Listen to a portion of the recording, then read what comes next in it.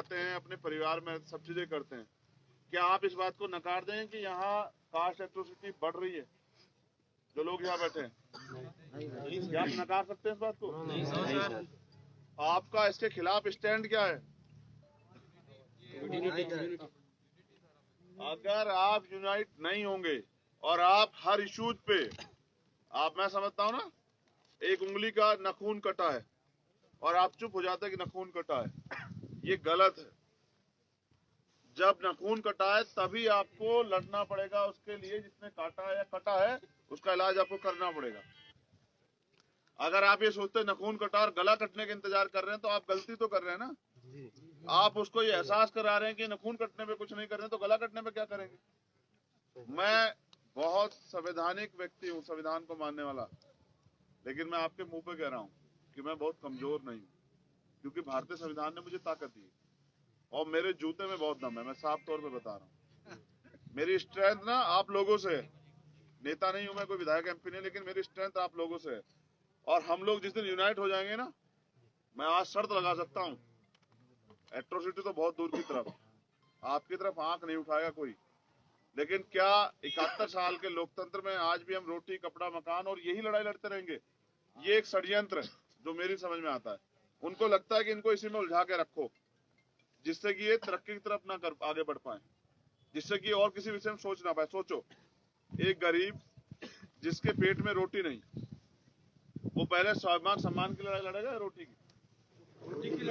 एक गरीब जिसके सर पे छत नहीं है, सर्दी आ गई है, बारिश आ गई है, तो वो रोटी की छत की लड़ाई लड़ेगा या स्वाभिमान सम्मान की? एक व्यक्ति जिसके तन पे कपड़ा नहीं, वो स्वाभिमान सम्मान की लड़ाई लड़ेगा या अपने तन को सुरक्षित करने की? मैं ये समझ पा रहा हूं कि उन लोगों ने जानबूझ के षड्यंत्र खड़ा किया है कि जिससे कि हमारा आर्थिक सशक्तिकरण ना हो पाए, क्योंकि जिस पैसे वाले की भी ना एक क्लास है, वो किसी जाति का हो। शेड्यूल कास्ट के लोग तो अपनी हैसियत भूल जाते हैं पैसे वाले होने के बाद, अधिकारी कर्मचारी बनने के बाद उनको लगता है वो बदल गए, जबकि ये सच नहीं है। यहाँ तो आप राष्ट्रपति हो जाते तो भी आप वही रहते हैं, तब भी आपको वही राइट्स रहते हैं, तब भी आपको छूने के बाद आपको उस तरह की चीजों का भुगतना पड़ता है। मैं समझता हूं और मेरा अनुभव है पूरे देश में काम करने और स्टडी करने से कि हमें इस लड़ाई को लड़ने और इस अब चीजों को रोकने के लिए ताकतवर स्टैंड लेने पड़ेंगे। यानी कि कहीं छोटी सी घटना होगी ना तो हम अपना काम और सब चीजें छोड़ के लड़ेंगे। जब तक ये एटीट्यूड हमारे लोगों के अंदर नहीं आएगा कि भूखा आदमी रह सकता है लेकिन अपमानित होकर नहीं रह सकता, तब तक काम चलेगा ही नहीं। आपको ये एटीट्यूड अपने अंदर लाना पड़ेगा। स्वाभिमान की एक वैल्यू होती है, कीमत होती है, चुकानी पड़ती है। जब तक आप वो नहीं चुकाना चाहेंगे ना, आज यहाँ जो लोग बैठे हैं उनमें 90% लोग यंग है। कितने लोग सरकारी कर्मचारी हैं तुम में से? प्राइवेट कर्मचारी को क्या समझते हो? जिस दिन प्राइवेट कर्मचारी काम नहीं करेगा तो उस दिन उसको कुछ मिलेगा नहीं, गारंटी थोड़ा ही है। तो सरकार ने 71 साल में हमें दिया क्या है? अपमान, अन्याय, अत्याचार के खिलाफ, गैर बराबरी के खिलाफ दिया क्या है? तुम नौजवान जो बैठे हो, मैं पूछना चाहता हूँ, क्या गुलामी की जिंदगी जीना चाहते हो? नहीं। आज जो राइट्स है अगर कल वो खत्म हो जाए, फिर जो जीवन होगा क्या उस जीवन के साथ जी लोगे? नहीं। थोड़ा सा बस बताऊं एग्जांपल क्या हो सकता है। जैसे अगर आप थोड़ा सा पीछे जाएंगे ना तो आपको पता लगेगा कि यहाँ महिलाओं को तन ढकने का अधिकार नहीं था। उसके लिए एक बड़े शख्स हुए टीपू सुल्तान, जिन्होंने पहली बार वो लड़ाई लड़ी, कर्नाटक से, बैंगलोर। समझ रहे हो मैं बात तुम्हें क्यों बता रहा हूँ? आपने अभी एक सोशल मीडिया पे एक मूवी आई थी, प्रेस टैक्स, देखिए आप लोगों ने? स्तन टैक्स देखी? ये कोई हवाबाई बात नहीं, कोई काल्पनिक कहानी नहीं, ये रियलिटी है इस देश की। यहाँ वंचित वर्ग के लोगों को दिन के उजाले में निकलने की भी कीमत चुकानी पड़ी है, हजारों साल। उनको अच्छा भोजन खाने की, मकान बनाने की, कपड़े पहनने की के लिए भी कीमत चुकानी पड़ी है। और आज आपको अगर जो मिला है ना, वो आपकी देन नहीं है, वो आपके पिताजी की देन नहीं है, वो देन है हमारे गुरुओं, महापुरुषों, संतों की, जिन्होंने अपने परिवारों का, अपने बच्चों का, अपने स्वार्थ, अपनी खुशियों का, अपनी सुविधाओं का बलिदान किया, तब आज हमें अधिकार मिले। उनके अधिकार से मिली चीजों को अगर कोई खत्म करना चाहेगा, छीनना चाहेगा, तो आप लोग क्या करोगे? क्या बस सिर्फ ऐसे ही मक्खियां झोलते रहोगे? आपको अपनी लड़ाई को अपने कंधों पे लड़ना पड़ेगा। सिर्फ नीला पटका गले में डालने से काम नहीं चलेगा। अगर आपको लगता है कि आपने नीला पटका डाल लिया, जय भीम का नारा लगा दिया है, जिंदाबाद मुर्दाबाद कर दिया और सब कुछ हो गया, तो ये एक झूठ है। इस झूठ से बाहर निकलिए। जो काम दूसरा व्यक्ति कर सकता है आप भी कर सकते हैं, और अगर आप नहीं करेंगे तो दुश्मन तो अपना काम कर रहा है, नहीं कर रहा, बताइए। बिल्कुल कर रहा है सर। वो चाहते हैं भारतीय संविधान जो तंत्र है, वे ऑफ लाइफ, जो हर व्यक्ति को बराबरी का अधिकार देता है, उसको डिस्ट्रॉयड कर दिया जाए। उन्होंने कहा भी है, वो लोग कर भी रहे। आप बचाने के लिए क्या कर रहे हो सब? आप तो जो अधिकार है उनको नहीं बचा पा रहे। रिजर्वेशन है, प्रमोशन रिजर्वेशन राइट्स है, सुप्रीम कोर्ट का ऑर्डर है कि प्रमोशन रिजर्वेशन मिलना चाहिए, 16(4)A में प्रावधान है। आपको इक्वलिटी का राइट्स है, क्यों नहीं मिल रहा है? आपको न्याय का राइट्स है, कॉन्स्टिट्यूशन देता है, कॉन्स्टिट्यूशन देता है, न्याय जन्मसिद्ध अधिकार है हर व्यक्ति का, क्यों नहीं मिल रहा है? उसके लिए आंदोलन क्यों करने पड़ रहे हैं? यहाँ क्यों हम लोग चिल्ला रहे हैं? हम लोग वहां चल के क्यों, आप लोग यहाँ क्यों इकट्ठा है? क्या हम लोगों पे काम नहीं है? क्या आपके परिवार नहीं है? क्या आप पे रोजगार, तमाम तरह चीजों के अवसर नहीं है? आप लोग, हम लोग क्यों इकट्ठा हुए हैं यहाँ सैकड़ों की संख्या में? क्योंकि हमें पता है कि यहाँ लोकतंत्र का दुरुपयोग करके हत्या करने वाले को बचा दिया जा रहा है, और जो पीड़ित है उसको सताया जा रहा है, उसको और तोड़ा जा रहा है कि वो डर जाए, चुप होकर बैठ जाए। आज वो परिवार लड़ना चाहता, मैं आपसे सिर्फ ये पूछ रहा हूँ कि आप उनका साथ देंगे? अगर आप नहीं देंगे तो कल ये न्याय बढ़ेगा, 101% बढ़ेगा। क्योंकि जो इस प्रक्रिया को आगे बढ़ा रहा है ना, उसके मन में क्या बात आएगी कि इनको मारो पीटो कुछ भी करो, ये बोलने वाले नहीं, बोलने वाले, समझ रहे हो? जी सर। तुम शोर भी मचाओगे ना, आप सोशल मीडिया है, तुम शोर मचाओगे, पूरी दुनिया को पता लगेगा। और तुम्हें कोई चिट्ठी देने आया था कि 2 अप्रैल के आंदोलन के लिए? हाँ सर। पूरे देश में 2 अप्रैल का आंदोलन कैसे हुआ? क्या कोई अखबार से, टीवी से कोई विज्ञापन कुछ चल रहा था क्या? ये आपके अंदर जो सदियों से जो गुस्सा पनप रहा था, जो आप चाहते हैं कि अपने अधिकारों की रक्षा हो, उसकी एक ताकत थी जो देखी, और उसके आगे ये सरकार झुकी। किसानों के सामने झुकी 1 साल में, आपके सामने झुकी 1 दिन में। लेकिन बलिदान देने पड़ते हैं, लड़ाई लड़नी पड़ती है। घर बैठ के काम नहीं चलेगा सर। मैं आपसे भी कह रहा हूँ, आज आप बहुसंख्यक के रूप में इकट्ठे हुए, जितने लोग यहाँ इकट्ठे हुए ना, इनसे आधे लोग भी ईमानदार से काम करना शुरू कर दें तो ये एट्रोसिटी जड़ से खत्म हो जाएगी। और सिर्फ एट्रोसिटी खत्म नहीं होगी, आपके आगे बढ़ने के रास्ते खुलेंगे, क्योंकि यहाँ लोकतंत्र है। इस लोकतंत्र में हमारी हिस्सेदारी होनी चाहिए।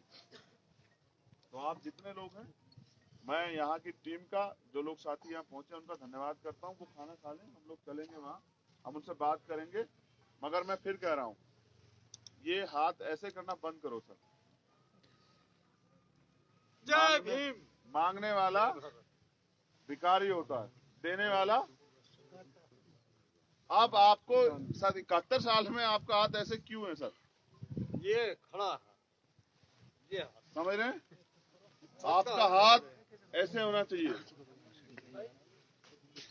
आपका हाथ कैसे होना चाहिए? उठा के देखो कैसा लगता है, जरा एक बार ऐसे करके। आदत नहीं पड़ी ना अभी आप लोगों को। देखो थोड़ी देर रख नहीं पाओगे, देखो चेक करके देखो। ये एक नेचर है। रूलिंग क्लास हवा में नहीं बनता है, उसके लिए संघर्ष करना पड़ता है, कुर्बानी देनी पड़ती है, त्याग करना पड़ता है, लड़ना पड़ता है। आप ऐसे करके देखो कितनी देर रख सकते हो। दाता का हाथ हमेशा ऐसे होता है ना। अब देखो तुम, आपकी उंगलियां कांप जाएंगी। नहीं हो ना रूलिंग क्लास, आदत नहीं है ना, आदत ये है।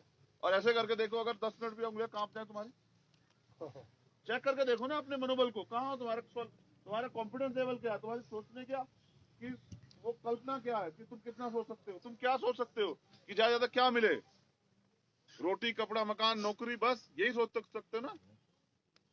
इससे लड़ाई नहीं खत्म हो रही है, क्योंकि जिस विचारधारा को आप जिंदा रखना चाहते हैं, आगे बढ़ाना चाहते हैं, उसका पालन पोषण आपको करना पड़ेगा। क्या कोई और चाहता है बाबा साहब अम्बेडकर के सपनों का भारत बने? बताओ, चाहता है कोई? जो लोग चाहते हैं वो नहीं करेंगे तो कौन करेगा? देखो तो सही, रख पाए हो? नहीं बनी आदत। अभी तो आदत लड़ने की नहीं बनी, अभी तो अपने कॉन्फिडेंस, अपनी ताकत को पकड़ ही नहीं पाए हो यार। युवा को पता है क्या कहते हैं ना, युवा का विलोम होता है वायु। और ये वायु चलती है ना, किसी से नहीं रुकती। रुक रही है क्या? हम यहाँ तुम लोग घेरे भी खड़े, रुक रही है क्या? आ रही है ना, रास्ते बना रही है ना। जैसे नदियों की धारा को बाउंड किया जा सकता है लेकिन लंबे समय रोका, ऐसे वायु को नहीं रोका जा सकता है। और युवा वायु होती है, अगर वो तय करे। 23 साल के थे शहीद आजम भगत सिंह, जब हंसते हंसते इस देश की आजादी के लिए अपने प्राणों का बलिदान दिया। 19 साल के थे सरदार करतार सिंह सराभा, जब उन्होंने इस देश के लिए अपने प्राणों का बलिदान दिया। और ऐसा देश थोड़ा ही मांगा था कि 71 साल बाद भी, 75 साल बाद भी यही गैर बराबरी चलती रहेगी। इंसान इंसान ही नहीं बन पाएगा। इसलिए अगर आपको अपने स्वाभिमान सम्मान की रक्षा करनी है तो सर आपको लड़ना पड़ेगा। जितने लोग यहाँ है ना, मैं नहीं जानता वो मुझे मेरे बारे में क्या सोचते हैं, मैं क्या हूँ, फर्क नहीं पड़ता। मेरे जैसे हजारों लोग आएंगे चले जाएंगे। जब तक आप अपने मन से तय नहीं करते ना कि हमें करके दिखाना, तब तो कुछ होता ही नहीं है। अगर आपके अंदर ये बात नहीं आई कि करना है, तब तक कुछ बनेगा ही नहीं सर। मैं कहता रहा हूं, मैं चिल्लाता रहा हूं, ऐसे तो बहुत सारे लोग चिल्ला के चले गए। मेरे जैसे लोग कब तक जिंदा रह सकते हैं बताओ? कोई एक दिन की गारंटी नहीं देती। यहाँ से जाते हुए मेरी गाड़ी को कुछ एक्सीडेंट हो जाएगा, कोई नुकसान पहुंचा दे, कोई गारंटी दे सकता है आप में से? नहीं दे सकता है। हमें नहीं पता है फ्यूचर, लेकिन हम फ्यूचर बना सकते हैं। उसके लिए हमें अपनी लाइन तय करनी पड़ेगी। इसलिए कह रहा हूं, आपको हर घर से ये बात, ये आवाज और ये लड़ाई की बात जो है ना, आपको आगे बढ़ानी पड़ेगी। और आपको अपने अंदर पैदा करना पड़ेगा अपना स्वाभिमान। यहाँ अगर नहीं होगा कॉन्स्टिट्यूशन तो ये कपड़े नहीं होंगे सर। इतने लोग यहाँ बैठे हैं ना, सर पे टोपी लगा के, नहीं होगी, समझ रहे हैं? ये आजादी नहीं होगी। बस ये आजादी और सब चीज छोड़ दो, क्या नहीं होता क्या नहीं, ये आजादी नहीं होगी। तो फिर अगर आपको कोई रूल करेगा तो फिर पशु में आपने फर्क क्या? तो आप नौजवानों से मेरा निवेदन है, मैं पुराने लोगों को ज्यादा एनर्जी खर्च नहीं करता, क्योंकि वो बेचारे एक एज को करके आ चुके हैं अपना काम जो उनको करना था। मैं तुम नौजवानों से पूछ रहा हूँ, गुलामी एक नेचर है जिसके ब्लड में आ ही जाती है। इस ब्लड को निकाल दो, समझ रहे? निकाल दो। जो गुलामी वाला ब्लड आपके अंदर है उसको निकाल दो, उसकी जरूरत नहीं। गुलाम गुलाम होता है, उसका एक ही धर्म है, जो मालिक का वो करना है। लड़ाई शासक बनने की, लड़ाई पावर ट्रांसफर करने की, लड़ाई पावर कैप्चर करने की लड़ाई है अपने अपने स्ट्रेंथ से अपनी ताकत बना के और अपने लोगों के लिए कानून बनाने की है। अब अवसर है, अभी नहीं तो कभी नहीं। मैं पहाड़ में जब दोबारा लौटूंगा ना, मैं इस स्ट्रेंथ को 10 गुना देखना चाहता हूँ। वो तब होगा जब हर व्यक्ति अपनी रिस्पॉन्सिबिलिटी को समझेगा। अच्छा सोचो, ये तुम तो वहां से हो काशीपुर से? Yes sir. अगर ये काशीपुर वाला व्यक्ति लड़ाई लड़ेगा तो इसके घर का भला होगा। अगर ये अपने घर के आगे बढ़ने लड़ाई पड़ेगा, तुम्हारे घर का थोड़ा ही हो जाएगा? नहीं हो सकता ना। तुम्हें भी अपना घर आगे बढ़ता है तो तुम्हें क्या करना पड़ेगा? तुम्हें भी लड़ना पड़ेगा, समझ रहे हो? मैं फिर कह रहा हूँ, हर व्यक्ति को अपनी रिस्पॉन्सिबिलिटी को समझना पड़ेगा। और आज जो मैंने बताया ना, आज जो ये स्वाभिमान सम्मान और ये ताकत है, ये कॉन्स्टिट्यूशन की वजह से है। जिस दिन इस देश में कॉन्स्टिट्यूशन लागू होगा, भारतीय संविधान पूर्ण रूप से लागू होगा, उस दिन देखना है देश बहुत मजबूत, बहुत ताकतवर देश बन जाएगा। तब बनेगा अखंड भारत। इसको अखंड भारत का नारा जो देते हैं ना सरकार के लोग, झूठे। जहां जो देश अंदर से जाते धर्मों में इतना टूटा हो, कहां का अखंड भारत? जहां इंसान, पशु को सम्मान दिया जाए, पशु के पैर छुए जाएं, उसके पेशाब को, उसके मूत्र को पी लिया जाए, और इंसान को, जो जिसके पास ज्ञान है, जो अपनी ताकत को जानता है और जो स्वच्छता भी रख सकता है, उसको उसके छूने से यहाँ अपमान और सम्मान और ये सब चीजें मानी जाए, तो आप समझते हैं लोग की थिंक ऑफ लेवल क्या है? समझ रहे हैं? मुझे आपसे यही कहना था। सर चेक कीजिए उनका, वो हो गया क्या?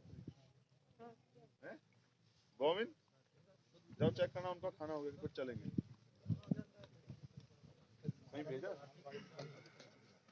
अच्छा, कुछ जो यूनिट्स के लोग हैं वहाँ, वो कह रहे हैं मैं बैठ जाऊँ?